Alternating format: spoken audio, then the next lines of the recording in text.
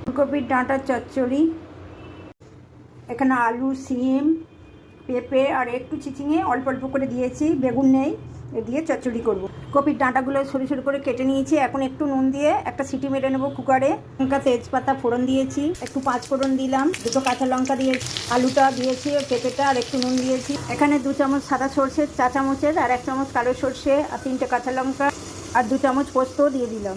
আলু ভাজা ভাজা হয়ে গেছে, টমেটোটা দিয়ে দিয়েছি, সিমটা দেবো আর চিচিঙেটাও দিয়ে দিলাম। অল্প একটু হলুদ দিয়েছি বলে একটু হলুদ দিলাম, একটু কাঁচা সর্ষের তেলও দেবো।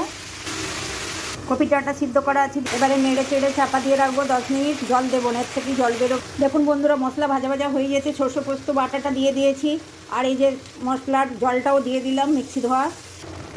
দেখুন বন্ধুরা, আমার ফুলকপির ডাঁটা চচ্চড়ি কেমন দেখতে হয়েছে। উপর দিয়ে একটু কাঁচা তেল দিলে ভালো হতো, কিন্তু না, আমি তো দিয়েছি, সর্ষে পোস্ত বাটার সময় একটু কাঁচা তেল দিয়ে দিয়েছি। নুন মিষ্টিটা স্বাদ মতো দেবেন। দেখুন বন্ধুরা, এরকম করে কপির ডাঁটার চচ্চড়ি করে খেয়ে দেখবেন, ভালো লাগবে আর খুব টেস্টও লাগবে।